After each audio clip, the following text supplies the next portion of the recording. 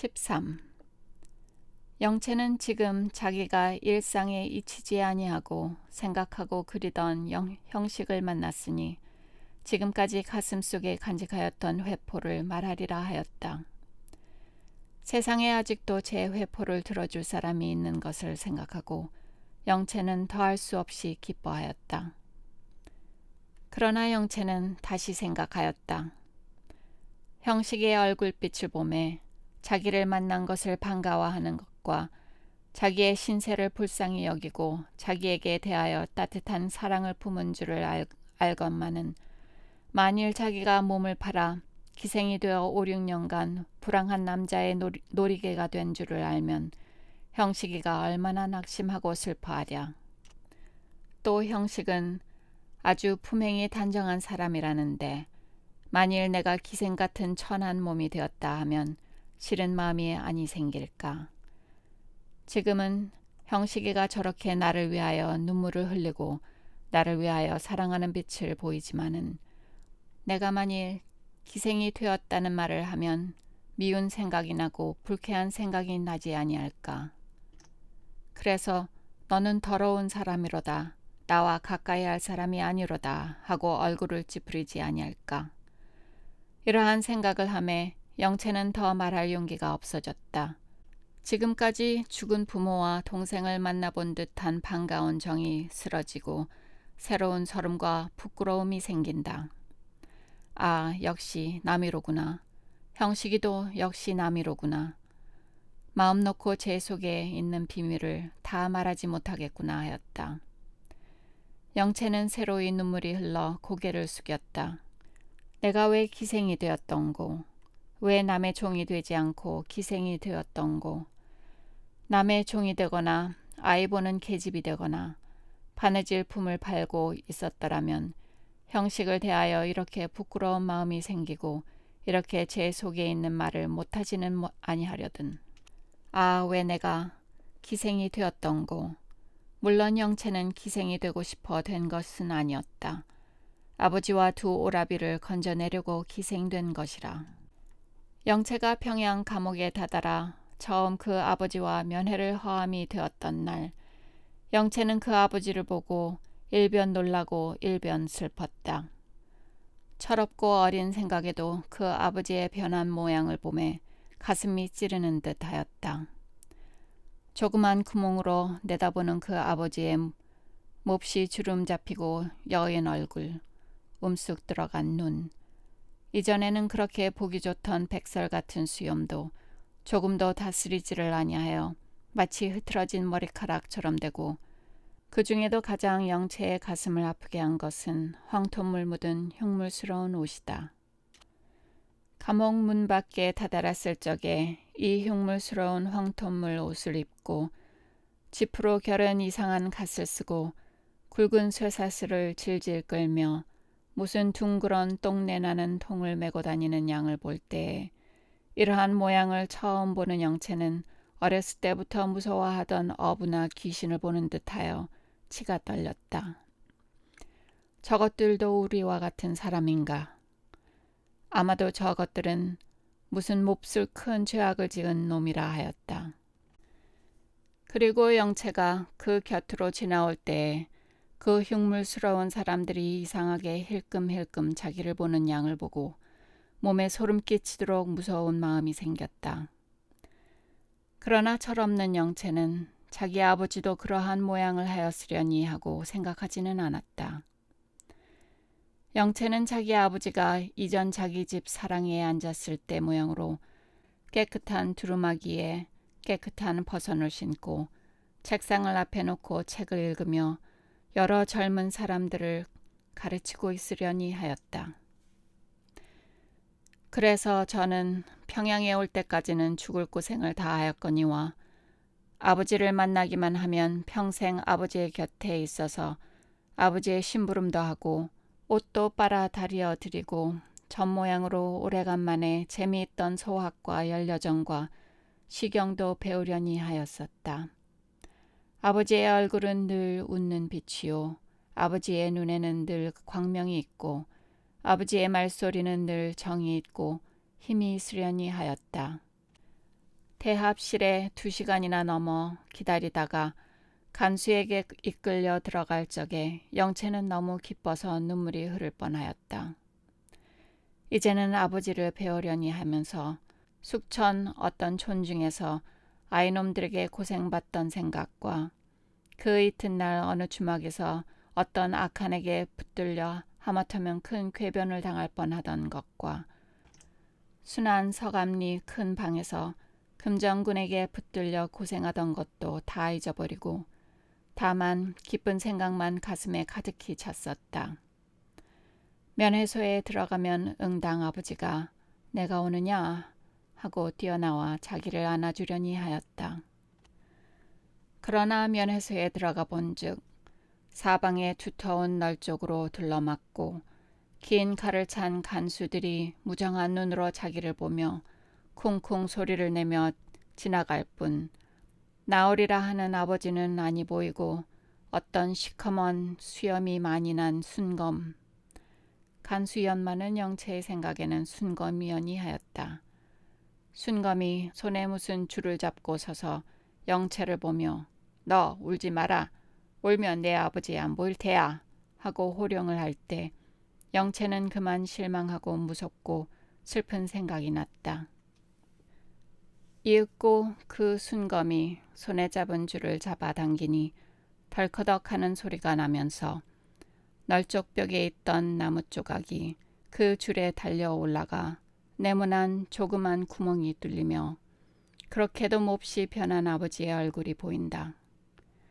어깨 위에서부터 눈까지가 보이고 이마 위는 벽에 가려서 안 보인다.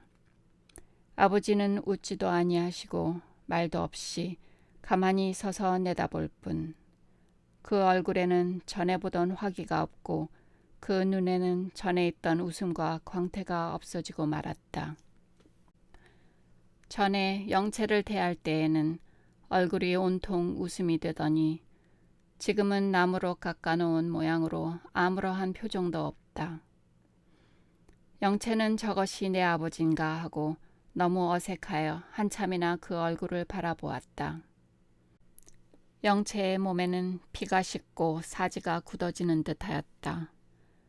그러나 영채는 그 나무로 깎은 듯한 얼굴, 움쓱한 눈에 눈물이 스르르 도는 것을 보고 그제야 이것이 내 아버지로구나 하는 듯이 아버지 하고 소리를 내어 울었다. 웬일이요 하고 영채는 통곡하였다.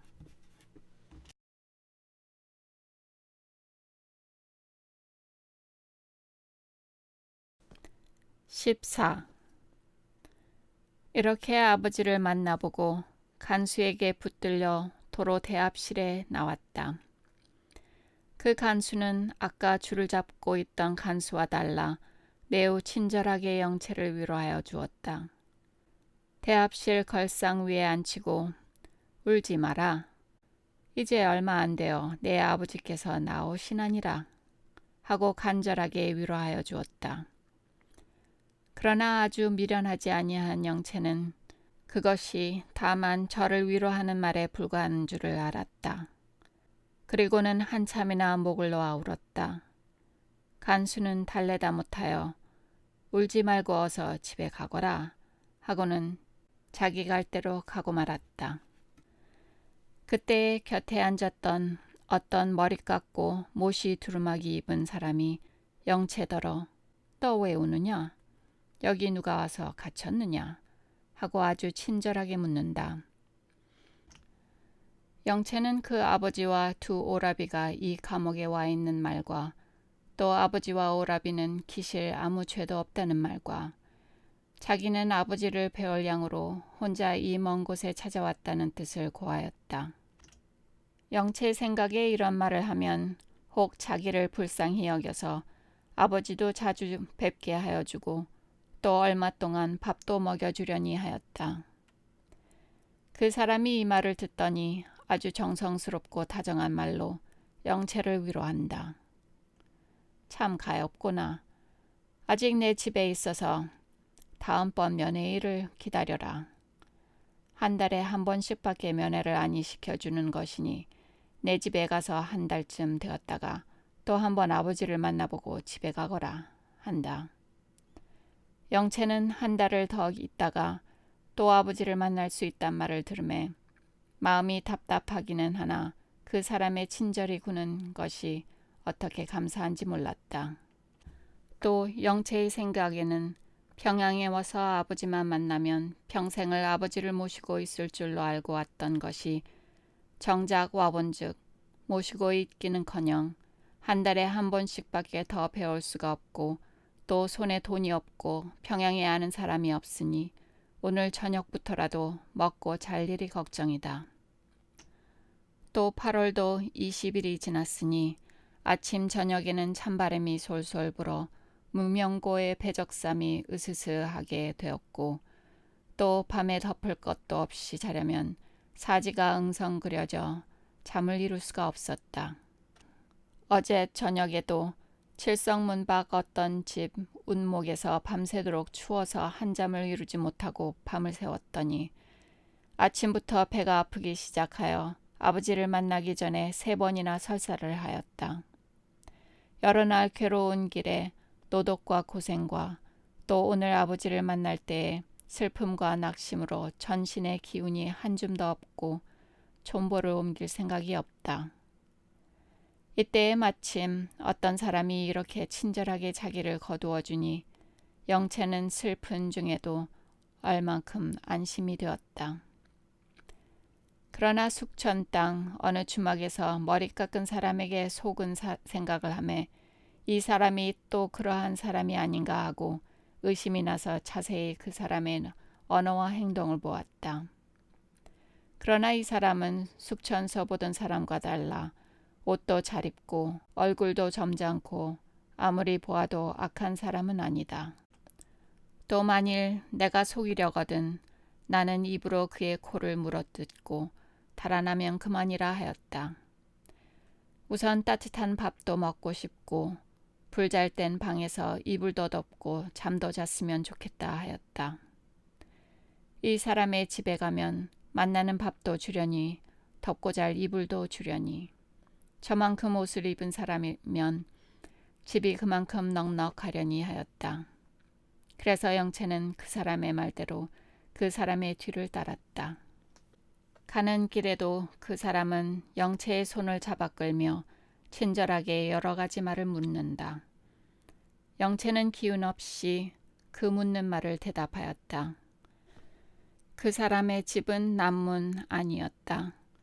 영채가 아주 피곤하여 걸음을 못 걸으리라만 한 때에 그 사람의 집에 다다랐다. 집이 그리 크지 아니하나 얼른 보기에도 깨끗은 하였다. 문에는 김은룡이라는 문패가 붙었다. 영채는 글씨를 잘 썼다 하고 생각하였다. 안에 들어가니 마당과 방안이 극히 정결하고 어떤 어여쁜 젊은 부인과 처녀 하나에 있었다. 영채는 혼자 생각에 저 부인은 저 사람의 부인, 저 처녀는 그 사람의 누이라 하였다. 왜 어머니가 없는가? 그 사람의 어머니가 계실 듯한데 아마 우리 조모님 모양으로 늙어서 죽었나 보다 하였다. 모든 것이 영채의 상상하던 바와 같으므로 영채는 아주 마음을 놓았다. 더구나 그 사람의 누이인 듯한 처녀가 있고 또 다른 남자가 없으니 더욱 좋다 하였다. 그 집 식구들은 다 영채를 사랑하였다. 그날 저녁에 영채는 생각하던 바와 같이 오래간만에 고깃국에 만나는 밥을 먹었다. 식후에 그 사람은 어디 나가고 영채는 그 부인과 처녀와 함께 불을 켜놓고 이야기를 시작하였다. 처녀는 영채를 남자로 알매 말을 많이 하지 아니하나 부인은 여러 가지로 영채의 신세를 물었다. 영채는 그 부인이 다정하게 혹 머리도 쓸어주며 손도 만져줌을 보고 하도 감격하여 눈물을 흘리면서 자기의 신세를 말하였다. 자기가 부친과 오라비를 찾아 남자의 모양을 하고 외가에서 도망한 일과 오다가 중로에서 여러 가지로 고난당하던 일을 자세히 말할 때에 그 처녀는 눈이 둥그레지고 부인은 영채의 등을 만지고 목을 쓸어 안으면서 울었다. 영채의 말을 듣고 나서 부인은 치맛고름으로 눈물을 씻으며 어째 내 얼굴이 여자 같다 하고 이상히 여겼다 하면서 장을 열고 새로 지어둔 옷 한 벌을 내어주었다. 영채는 두어 번 사양하다가 마침내 입었다. 그리고는 세 사람이 더욱 정이 들어 웃고 이야기하였다. 그 중에도 지금까지 시침이 떼고 앉았던 그 처녀가 갑자기 웃고 영채의 손을 잡으며 다정히 말하게 되었다. 영채는 아버지와 오라버니 일도 잠시 잊어버리고 없어진 집에 새로 돌아온 모양으로 기뻐하였다. 밤이 깊은 뒤에 그 사람이 돌아와서 부인에게 영채의 말을 듣고 깜짝 놀랐었다. 그리고는 일동이 웃었다. 이렇게 며칠을 지나며 어서 한 달이 지나가서 다시 아버지를 뵙고 이러한 큰 은인의 말을 하려 하였다.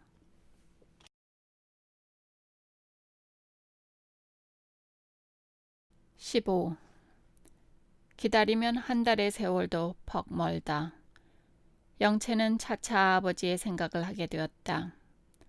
아버지의 그 무섭게 여이고 수척한 얼굴과 움쑥 들어간 눈과 황토물 들인 옷과 그 수염이 많이 난 간수와 쇠줄을 허리에 매고 동통을 나르던 사람들의 생각이 나기 시작한다.